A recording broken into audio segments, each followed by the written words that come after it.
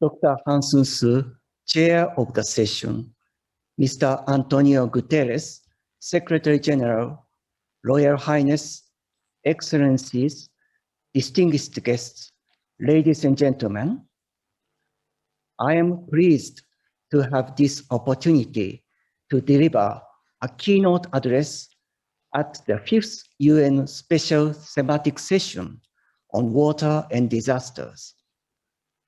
We meet here today in the midst of the enormous challenges associated with the COVID-19 pandemic. I would first like to express my heartfelt appreciation and gratitude to the healthcare workers who are selflessly working day and night to save lives. At the same time, even during the pandemic, natural disasters continue to occur in many places around the world. One such was the disaster caused by heavy rainfall in the west of my own country last year. I would like to express my deepest condolences to the victims of these natural disasters and to those who have lost their lives during the pandemic, and express my deepest sympathy to their families and friends, as well as to the people who have been affected by these disasters.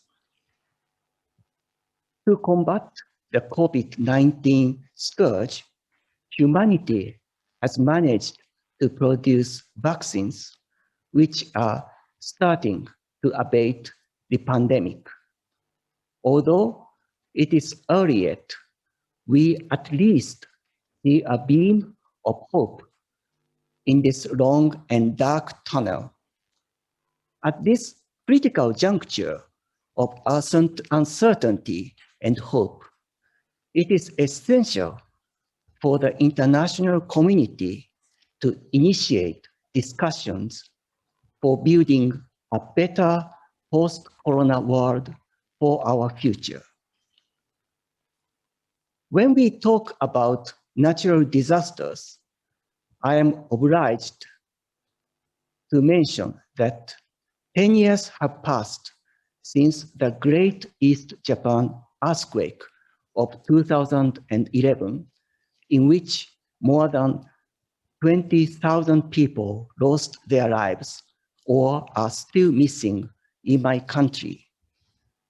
There remain regions where people are yet to be allowed to return to their home, and while recovery and reconstruction have made progress, fostering people's ties anew in newly built communities, as well as mental health support to the affected people, remain major challenges. We should not look upon the disaster as a past occurrences. The lingering impact should be squarely addressed now and in the future. Today, I would like to share with you my thoughts on how we should learn from historical experiences and lessons of the past to enhance our preparedness with a focus on passing on the memory of disasters.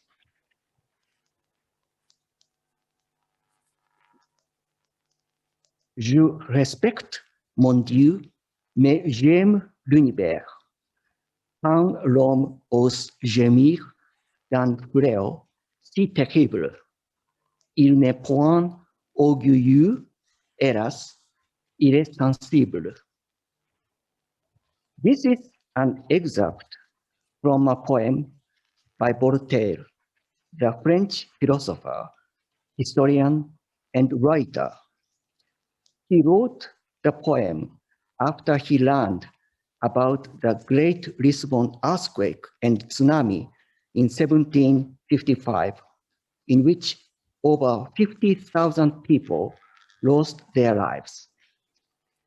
This memory of people facing unprecedented devastation, as expressed in the poem, provides hints on how to cope with disasters today. This year marks the 10th anniversary of the Great East Japan Earthquake, GEJE, and Tsunami of 2011.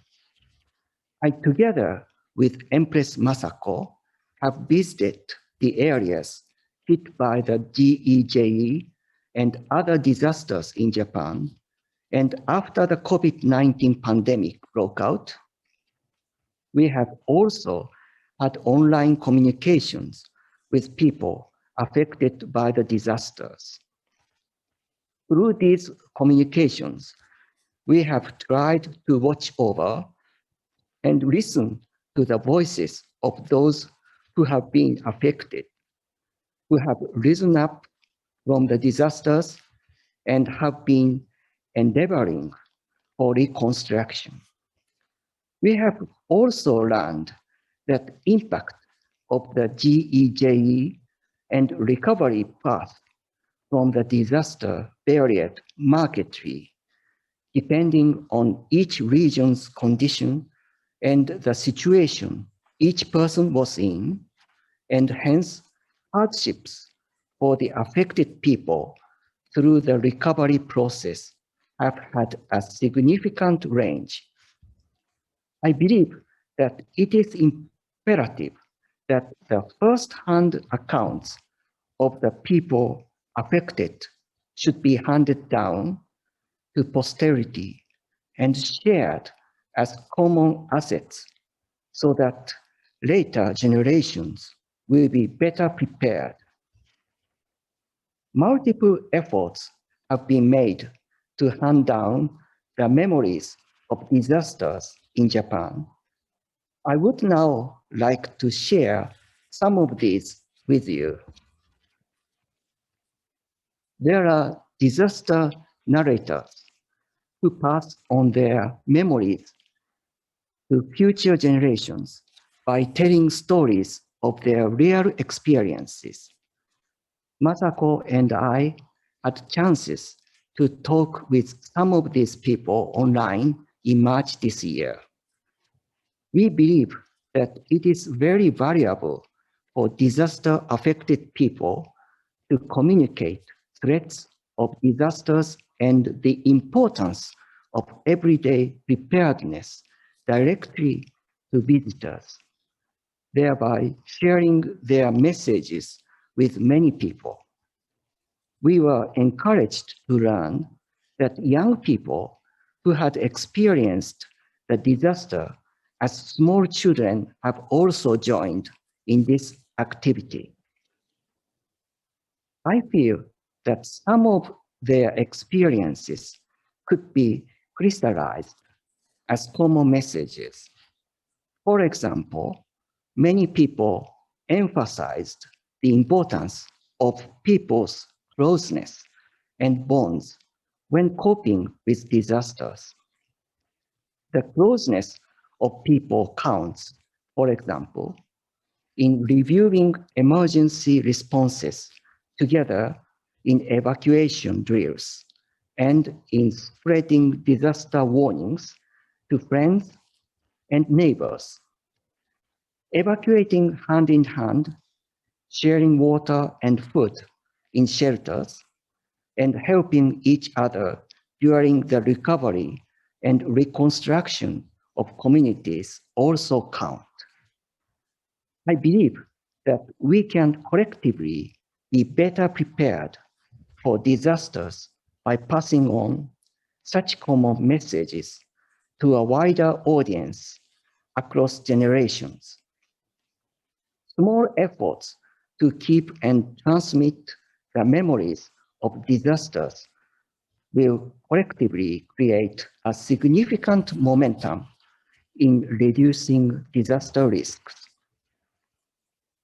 Disaster remnants or preserved buildings hit by disasters are powerful reminders of the ferocity of disasters. We visited one such remnant, the Taro Kanko Hotel in Miyako City in Iwate Prefecture in 2016. It is utilized as a significant learning facility for disaster risk reduction. The devastated building reminded us of the tsunami's atrocious impact. We observed the importance of enhancing preparedness in communities and of handing down disaster memories. The remnants, such as schools, police boxes, and hotels, are long-standing witnesses to the ferocious disasters. Such remnants are also a symbol of people's determination to remember the experiences and lessons learned through disasters and to prepare for future disasters. Stone monuments carry a disaster's memory for years. This picture shows Koryaku-hi in Minami town of Tokushima Prefecture in Shikoku, which was built in 1380 and is said to be the oldest earthquake and tsunami monument in Japan. I introduced it in my keynote address in the third special session 4 years ago. These are two tsunami monuments, which stand 20 kilometers southwest of Koryaku-hi in Mugi town in the same prefecture. The monument on the right commemorates the Ansei Nankai earthquake of 1854. That on the left shows the Showa Nankai earthquake of 1946. The engraving on the monument reads, "Evacuate immediately if you notice any oncoming signs of a disaster." There is a signpost between the two monuments marking the highest tsunami water level at 4.52 meters during the Showa Nankai earthquake of 1946. Similar attempts to commemorate disasters by building monuments have been made to this day. This picture shows a monument named a stone monument that could save lives in 1,000 years in Onagawa town in Miyagi Prefecture, where over 800 people died in the GEJE. Junior high school students proposed to build stone monuments in all of the 21 coastal communities which had been hit by the tsunami, so that people would never forget the disaster and could evacuate to survive. Even if a disaster hits 1,000 years from now, the monuments were built at higher points than those that the tsunami reached, and warnings never to move the monuments are posted. Students' short poems in the form of Japanese haiku, which depict students' feelings and thoughts reminiscing on the tsunami, are also inscribed on the stone to remember the disaster. The then junior high school students have continued their activities over these past 10 years in order to deepen ties among people in communities, create towns and streets which are easy for evacuation, and pass on memories and lessons of the disaster. Stone monuments are not only useful for knowing about past disasters. They are buttons of memory that carry disaster lessons across generations so as to protect human lives in the future. Next, I would like to introduce a case in which ancient records of disasters are effectively used for disaster risk reduction today. Exactly 250 years ago, and 16 years after the Lisbon earthquake, which I mentioned earlier, an earthquake and a gigantic tsunami hit the archipelago of Yaeyama and Miyako in Okinawa Prefecture in southwest Japan at around 8 a.m. on April 24, 1771. It is said that 12,000 or one-third of the whole population of the islands lost their lives or went missing in that disaster. It is referred to as the Great Tsunami of the Maywa period. This picture shows an old official document called Onami no Toki, Hakumura no Nariyukisho, or Nariyukisho in short, meaning a record of facts and events at the time of the Great Wave. The document includes impressively detailed information on the disaster and is in itself as valuable a record as today's disaster report. The information includes separate male and female gender death tolls, figures on the size and location of damaged farmlands, the direction of the tsunami, and even the surveyed level marks of the tsunami in each village, although the accuracy of the heights of tsunami is under some scientific debate. The document also depicts various realities of the disaster. For example, 29% more females died than males on the island of Ishigaki, where 8,400 people died in total. The number of females in the population decreased from 53% of the population before the tsunami to 29% after the tsunami.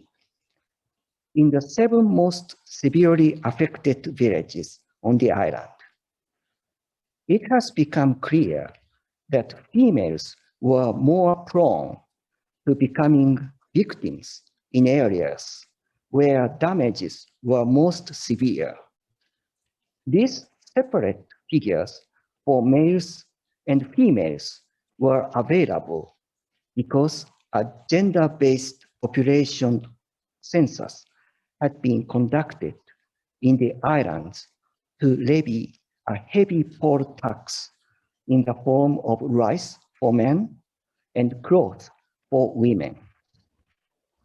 In addition, the document includes narratives on the disaster's devastation and people's reactions, the struggles of officials and others in rescuing people, as well as the records of recovery and reconstruction for several years in the aftermath. In addition to the document, there is solid evidence that shows the fierceness of the tsunami. This is a picture of an uniquely shaped and colored Yasura Uskane, meaning large iron boulder in the village of Yasura. This is Taka Koruse Ishi, meaning tall boulder of Koruse. They are located on the east coast of Ishigaki Island. These boulders were described in Nariyuki-sho as having been carried by the Maywa tsunami over a long distance despite their huge size and weight. According to a recent survey, the location as well as the shape and size of the boulders coincide with the descriptions in the document. Those tsunami boulders became widely known in 1968 through a book titled Mega Tsunami in the Maywa Period in Yaeyama Islands by Mr. Kiyoshi Makino, an official of the Ishigaki city government. He deciphered old and tattered documents, mapped what he believed were tsunami boulders through field surveys, and recorded local folklore. This study, connecting historical records such as Nariyuki-sho and empirical evidence such as tsunami boulders, to unravel a historical disaster was a pioneering work in studying disasters from history. In order to reveal the truth about the tsunami, works spanning over academic fields such as seismology, tsunami engineering, history, and archaeology have continued to this day. These include further fact-finding by investigating all documents, identifying tsunami deposits in sedimentary layers, surmising the travel year of tsunami boulders, and computer tsunami simulations. The results of these integrated efforts have helped to formulate the disaster risk reduction plans of the islands. I expect that the comprehensive approach in these attempts to learn from past disasters through history and science will help make further progress in improving and expanding regional disaster risk reduction efforts. I have talked about the meaningfulness of learning from memories of disasters and passing on those memories to posterity. Historically, we have collectively tackled the threats of natural disasters that are too formidable to address individually by helping and caring with each other. We are now in the midst of the COVID-19 pandemic, and efforts to counter this threat have been made in every corner of the world. I believe that humanity will be able to overcome the pandemic by applying the wisdom of science and technology, strengthening people's ties, and deepening our solidarity at all levels. Mankind have learned from the experiences of disasters and have tried to be better prepared in the future by recording the lessons learned and passing them down. When we consider how we should cope with COVID-19 and build a safer post-corona society, I feel it necessary for us to learn more about our experiences of past pandemics, such as what we call the Spanish flu around 100 years ago. Whenever encountering pandemic or disasters, it is critically important to keep and share records of occurrences, various experiences, efforts made, and lessons learned, and convey them to the next generation. These actions are indispensable for building a better world that is more resilient and sustainable, and for putting our efforts for the sustainable development goals back on track and making further progress. As we pass on the memories of disasters and pandemics to our posterity, we can improve our preparedness for forthcoming catastrophes. In this way, we can help to build a society in which everyone, with no one left behind, will be able to enjoy daily lives filled with health and happiness.